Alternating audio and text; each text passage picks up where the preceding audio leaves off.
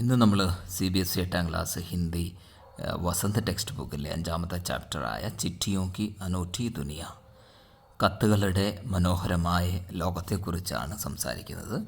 അതിൻ്റെ 2ാമത്തെ പാർട്ടാണ് നോക്കുന്നത്. ഫസ്റ്റ് പാർട്ട് കാണാത്തവർ അത് ആദ്യം കാണണം.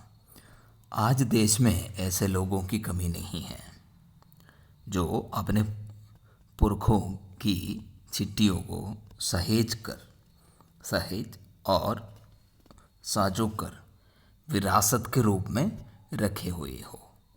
ഇപ്പോൾ നമ്മളുടെ രാജ്യത്ത് നോക്കുകയാണെങ്കിൽ ഒരുപാട് പേരുണ്ട്. അവരുടെ പൂർവികരുടെ കത്തുകളെല്ലാം അവർ സൂക്ഷിച്ചു വെച്ചിട്ടുണ്ട്. അവർക്ക് പാരമ്പര്യമായി കിട്ടിയ ഒരു സ്വത്ത് പോലെ അതിനെ സൂക്ഷിച്ചിട്ടുണ്ട്. യാ ഫിർ ബഡേ ബഡേ ലേഖക്, പത്രക്കാരോ, ഉദ്യമി, കവി, പ്രശംസക്, സന്യാസി या किसान, इनकी पत्र रचनाएं अपने आप में अनुसंधान का विषय है. ലേഖകരോ പത്രക്കാരോ ബിസിനസ്മാനോ കവിയോ അങ്ങനെയായിട്ടുള്ള സന്യാസിയോ കൃഷിക്കാരോ ഒക്കെ ആയിട്ടുള്ള എല്ലാവരുടെയും കത്തുകളെന്ന് പറയുന്നത് ഒരു റിസർച്ചിൻ്റെ വിഷയം തന്നെയാണ്. അനുസന്ധാനം എന്ന് പറഞ്ഞാൽ റിസർച്ച്. अगर आज जैसे समाचार साधन होते तो पंडित नेहरू अपनी पुत्री इंदिरा गांधी को ഫോൺ करते. അപ്പോൾ പണ്ട് ഇപ്പോഴുള്ള പോലുള്ള മൊബൈൽ ഫോണോ ടെലിഫോണോ ഇമെയിലോ വല്ലതും ഉണ്ടായിരുന്നെങ്കിൽ പണ്ഡിറ്റ് ജവഹർലാൽ നെഹ്റു അദ്ദേഹത്തിൻ്റെ പുത്രിയായ ഇന്ദിരാഗാന്ധിക്ക് ഫോൺ ചെയ്യുമായിരുന്നു. ലെറ്റർ എഴുതില്ലായിരുന്നു, കത്തെഴുതില്ലായിരുന്നു. पर तब पिता के पत्र पुत्री के नाम नहीं लिखे जाते. അപ്പോൾ ആ പിതാവ് ആ മകൾക്ക് കത്തുകൾ എഴുതിയിട്ടുണ്ടാവില്ല. जो देश के करोड़ों लोगों को പ്രേരണ देते हैं. അങ്ങനെ ആ കത്തുകൾ ഈ രാജ്യത്തെ ഒരുപാട് പേർക്ക്, കോടിക്കണക്കിന് ആൾക്കാർക്ക് പ്രേരണയാവുന്ന ആ കത്തുകൾ അദ്ദേഹത്തിന് എഴുതാൻ പറ്റില്ലായിരുന്നു. ഇപ്പോഴായിരുന്നെങ്കിൽ ഒന്ന് ഫോൺ ചെയ്യുമായിരുന്നു, പക്ഷേ കത്തുകൾ എഴുതില്ലായിരുന്നു.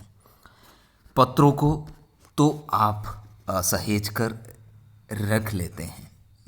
കത്തുകളെ സൂക്ഷിച്ചു വയ്ക്കുന്ന ആൾക്കാർ. पर SMS സന്ദേശോ കോ ആപ് ജൽദി ഹി ഭൂൽ ജാത്തെ ഹെ.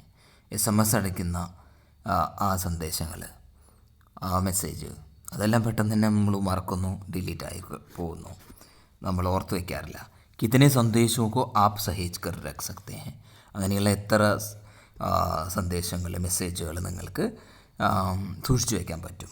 തമാം മഹാൻ ഹസ്തിയോ കി तो सबसे बड़ी यादगार या धरोहर अपने द्वारा लिखे गए പത്ര ഹി ഹെ. മഹാനായിട്ട് ആൾക്കാരുടെ ഓർമ്മ എന്ന് പറയുന്നത് അവരെഴുതിയ കത്തുകളാണ്. ഭാരത് में इस श्रेणी में राष्ट्रपिता महात्मा गांधी को सबसे आगे रखा जा सकता है. ഈ ശ്രേണിയിൽ നമുക്ക് രാഷ്ട്രപിതാവായ മഹാത്മാഗാന്ധിയെ ഏറ്റവും ആദ്യം കൺസിഡർ ചെയ്യാൻ പറ്റും, വയ്ക്കാൻ പറ്റും. दुनिया के तमाम संग्रहालय जानी मानी हस्तियों के पत्रों का अनूठा संकलन भी है. നമ്മുടെ ലൈബ്രറികളെല്ലാം നമ്മുടെ ഒരുപാട് അറിയപ്പെടുന്ന മഹാന്മാരുടെ കത്തുകൾ സൂക്ഷിച്ചു വെച്ചിട്ടുണ്ട്. तमाम पत्र देश काल और समाज को जानने समझने का असली पैमाना है. അപ്പോൾ ഇങ്ങനെയുള്ള ഇമ്പോർട്ടൻ്റ് ആയിട്ടുള്ള കത്തുകൾ ദേശത്തെയും ആ കാലഘട്ടത്തെക്കുറിച്ചും അപ്പുറത്തുള്ള സൊസൈറ്റിയെക്കുറിച്ചും ഒക്കെ അറിയാനും മനസ്സിലാക്കാനും പറ്റുന്ന ഉപകരണങ്ങളാണ്. भारत में आज़ादी के पहले महासंग्राम के दिनों में जो कुछ अंग्रेज़ अफसरों ने अपने परिवारजनों को पत्र में लिखा था. അപ്പോൾ ഈ നമ്മൾക്ക് സ്വാതന്ത്ര്യം കിട്ടുന്നതിന് മുമ്പ് ബ്രിട്ടീഷുകാർ ആയിരുന്നു ഇവിടെ ഭരിച്ചിരുന്നത്. അവരുടെ വീട്ടുകാർക്ക് എഴുതിയ കത്തുകളിൽ നിന്ന് നമുക്ക് ഒരുപാട് കാര്യങ്ങൾ മനസ്സിലാക്കാൻ പറ്റും. ലിഖേ വേ ആകെ ചൽക്കർ ബഹുത് മഹത്വ കി പുസ്തക് തക് ബൻ ഗേ ഹെ. അങ്ങനെ എഴുതിയ കത്തുകൾ പിന്നീട് അത് വലിയ നല്ല പുസ്തകങ്ങളായിട്ട് മാറിയിട്ടുണ്ട്. ഇൻ പത്രോ നെ സാബിത് കിയാ ഹെ കി യഹ് സംഗ്രാം कितनी ज़मीनी मजबूती लिए हुए थे लिए हुए था. അപ്പോൾ ഈ കത്തുകളിലൂടെ നമുക്ക് മനസ്സിലാക്കാം, അത് തെളിയിക്കുന്നത് എന്താണെന്ന് വെച്ചാൽ ആ സ്വാതന്ത്ര്യ സമരം എന്ന് പറഞ്ഞത് എത്രമാത്രം സ്ട്രോങ് ആയിരുന്നു, എത്രമാത്രം ആൾക്കാരുടെ ഇടയിൽ ഇറങ്ങി ചെന്നിരുന്നു എന്നുള്ളത് നമുക്ക് ആ കത്തുകളിലൂടെ മനസ്സിലാക്കാൻ പറ്റുന്നു. महात्मा के पास दुनिया भर से तमाम पत्र केवल महात्मा गांधी इंडिया लिखे आते थे. അപ്പോൾ മഹാത്മാഗാന്ധിയുടെ അടുത്ത് ഈ രാജ്യത്തു നിന്ന് മൊത്തം പല ഭാഗത്തു നിന്നും കത്തുകൾ വരും. അതിലെഴുതിയിരിക്കുന്നത് അഡ്രസ്സ് എന്ന് പറയുന്നത് ഗാന്ധി, മഹാത്മാഗാന്ധി, ഇന്ത്യ, ഇത്ര മാത്രമേ എഴുതിയിട്ടുള്ളൂ. പക്ഷേ അദ്ദേഹത്തിന് ആ കത്തുകൾ കിട്ടും. ഓർ വേ ജഹാം ഭി രഹത്തെ थे വഹാ തക് പहुँच जाते थे. അദ്ദേഹം എവിടെയാണോ അവിടെ ആ കത്തുകൾ എത്തുന്നു. ആസാദി കെ ആന്തോളൻ की कई अन्य दिग्गज हस्तियों के साथ भी ऐसा ही था. ആ സ്വാതന്ത്ര്യ സമരത്തിൽ പങ്കെടുത്ത നയിച്ച പല മഹാത്മാഗാന്ധിയെ പോലെ പ്രസിദ്ധരായ, അതുപോലെ തന്നെ ഇമ്പോർട്ടൻ്റ് ആയിട്ടുള്ള മറ്റുള്ളവർക്കും അവരുടെ കണ്ടീഷനും ഇത് തന്നെയായിരുന്നു. ഗാന്ധിജി के पास देश दुनिया से बड़ी संख्या में पत्र पहुँचते थे. അതായത് ദേശത്തു നിന്നും രാജ്യത്തു നിന്ന് പുറത്തു നിന്നും ഒരുപാട് കത്തുകൾ വരുന്നു. പത്രോ കാ ജവാബ് ദേനെ കെ മാമലെ മേ ഉൻകാ കോയി ജോഡ് നഹീ താ. അദ്ദേഹം തന്നെ എല്ലാ കത്തുകൾക്കും ലെറ്റർ തിരിച്ചയക്കും. കഹാ ജാത്താ ഹൈ കി ജൈസെ ഹി ഉനെ പത്ര മിൽത്താ താ. അദ്ദേഹത്തിന് കത്ത് കിട്ടുമ്പോൾ അപ്പം തന്നെ ഉസി സമയം വേ ഉസ്കാ ജവാബ് ഭി ലിഖ് ദേത്തെ थे. അപ്പോൾ ആ വായിച്ച അപ്പം തന്നെ അതിനുള്ള ഉത്തരവും എഴുതും, അതിനുള്ള മറുപടി എഴുതും. अपने हाथों से ही ज़्यादातर पत्र का जवाब देते थे. ഒട്ടുമിക്കവാറും കത്തുകൾക്ക് അദ്ദേഹം തന്നെ എഴുതിയാണ് മറുപടി അയക്കാറ്. जब लिखते लिखते उसका दाहिना हाथ दर्द करने लगता था तो वे बाएं हाथ से लिखने में जुट जाते थे. എഴുതി വലത്ത് കൈ വേദനിക്കുമ്പോൾ അദ്ദേഹം എന്ത് ചെയ്യും, ഇടത്ത് കൈ കൊണ്ട് എഴുതാൻ തുടങ്ങും. महात्मा ही नहीं आंदोलन के तमाम नायकों के പത്ര ഗാവ് ഗാവ് മേ മിൽ ജാത്തെ ഹെ. ഗാന്ധിയുടെ മാത്രമല്ല, ആ സ്വാതന്ത്ര്യ സമരത്തിൽ നയിച്ച അല്ലെങ്കിൽ പങ്കെടുത്ത മെയിനായിട്ടുള്ള നായകന്മാരുടെ എല്ലാ കത്തുകളും ഗ്രാമങ്ങളിൽ വരെ കിട്ടും. पत्र भेजने वाले लोग उन पत्रों को किसी प्रशस्ति पत्र से कम नहीं मानते हैं. അപ്പോൾ ഒരു പ്രശസ്തി പത്രം അതിൽ കുറവായിട്ട് അവർ കാണുന്നില്ല. ഒരു സർട്ടിഫിക്കറ്റ് പോലെയാണ് ഓരോരുത്തർക്കും കിട്ടുന്ന മറുപടികൾ അവർക്ക്. कई लोगों ने तो उन पत्रों को फ्रेम कराकर रख लिया है. അപ്പോൾ പലരും ആ കത്തുകളെ, ഈ മഹാത്മാഗാന്ധിയും മറ്റുള്ള മെയിനായിട്ടുള്ള സ്വാതന്ത്ര്യ സമര സേനാനികളൊക്കെ എഴുതിയ കത്തുകൾ അവർ ഫ്രെയിം ചെയ്ത് സൂക്ഷിച്ചു വയ്ക്കുന്നു. യേ ഹെ പത്ര കാ ജാദു. ഇതാണ് ഈ കത്തുകളുടെ മാജിക് എന്ന് പറയുന്നത്. യഹി നഹി, ഇത് മാത്രമല്ല, പത്ര കെ ആധാർ പർ കൈ ഭാഷാओं में जाने कितनी किताबें लिखी जा चुकी है. കത്തുകൾ ആധാരമാക്കിക്കൊണ്ട് പല ഭാഷകളിലും എത്ര ബുക്കുകൾ എഴുതിയിട്ടുണ്ടെന്ന് നമുക്ക് അറിയുക പോലുമില്ല. അത്രമാത്രം ബുക്കുകൾ ഈ കത്തുകളെ മാത്രം ആസ്പദമാക്കിക്കൊണ്ട് എഴുതിയിട്ടുണ്ട്. വാസ്തവ में പത്ര കിസി ദസ്താവേജ് സെ കം നഹി ഹെ.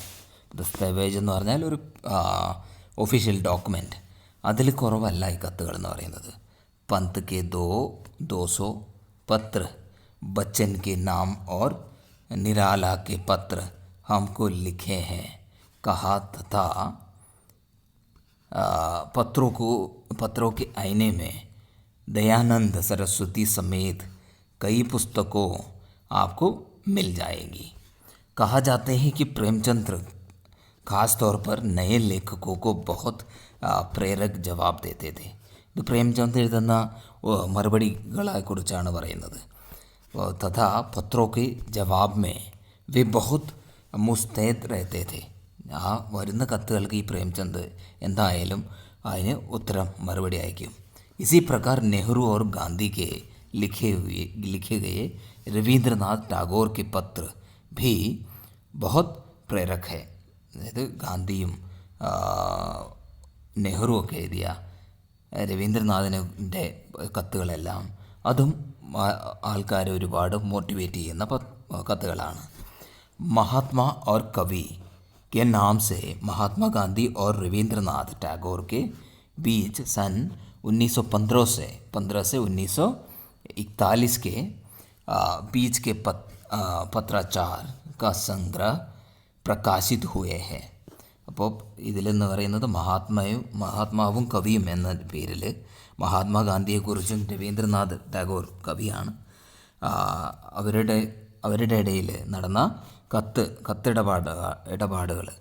കത്തുകളെ ഈ 1915 മുതൽ 1941 വരെ നടന്ന കത്തുകൾ അതിനെ പബ്ലിഷ് ചെയ്തിട്ടുണ്ട്. അങ്ങനെ ഒരു പേരിൽ മഹാത്മാ ഓർ കവി എന്ന പേരിൽ ജിസ്മേ ബഹുത് സെ നയെ തഥ്യോं और उनकी മനോദശ का लिखा जोखा मिलता है. അതിൽ ഒരുപാട് കാര്യങ്ങളും അതുപോലെ തന്നെ അവരുടെ മനോദശ അവരുടെ വിചാരങ്ങളും അവരുടെ ചിന്തകളും ഒക്കെ അടങ്ങിയിട്ടുണ്ട്. പത്ര വ്യവഹാർ की परंपरा भारत में बहुत पुरानी है. നമ്മുടെ ഭാരതത്തിലെന്ന് പറയുന്നത് ഈ കത്തെഴുത്തിലെന്ന് പറഞ്ഞാൽ ഒരുപാട് പഴയതാണ്. पर इसका असली विकास आज़ादी के बाद ही हुआ है. ഇതിൻ്റെ ശരിക്കും വികാസം എന്ന് പറയുന്നത് ഡെവലപ്പ് ചെയ്തത് ഈ നമ്മുടെ स्वातंत्र्यम കിട്ടിക്കഴിഞ്ഞിട്ടാണ്. तमाम सरकारी विभागों की तुलना में सबसे ज़्यादा गुडविल डाक विभाग की है. इसकी एक ख़ास वजह यह भी है कि यह लोगों को जोड़ने का काम करता है.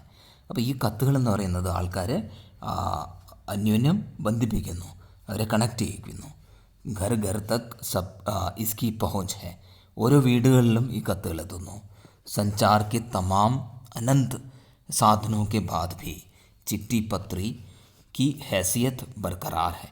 പല ടിവിയും നമ്മുടെ ടെലിവിഷനും മൊബൈലും അങ്ങനെ എല്ലാം വന്നു കഴിഞ്ഞിട്ടും ഇപ്പോഴും കത്തിനുള്ള ആ ഇമ്പോർട്ടൻസ് ഇപ്പോഴും ഉണ്ട്. शहरी इलाकों में आलीशान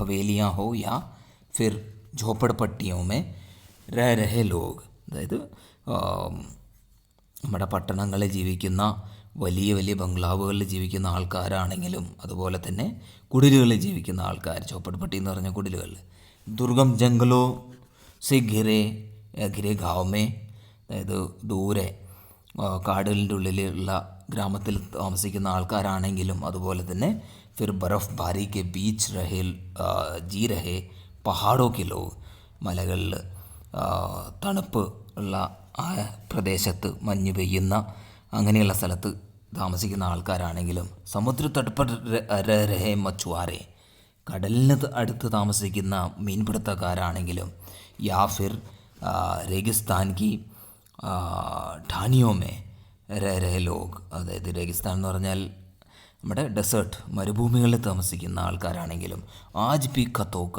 ഹി സബ്സെ അധിക് ബേസബ്രി സെ ഇന്തസാർ ഹോത്താ ഹെ. ഇവിടെ ഉള്ള ഇങ്ങനെയുള്ള സ്ഥലത്ത് പല തരത്തിലുള്ള സ്ഥലത്ത് ജീവിക്കുന്ന ആൾക്കാരാണെങ്കിലും അവർ ഇപ്പോഴും കത്തിനെ പ്രതീക്ഷിച്ചിരിക്കുന്നു.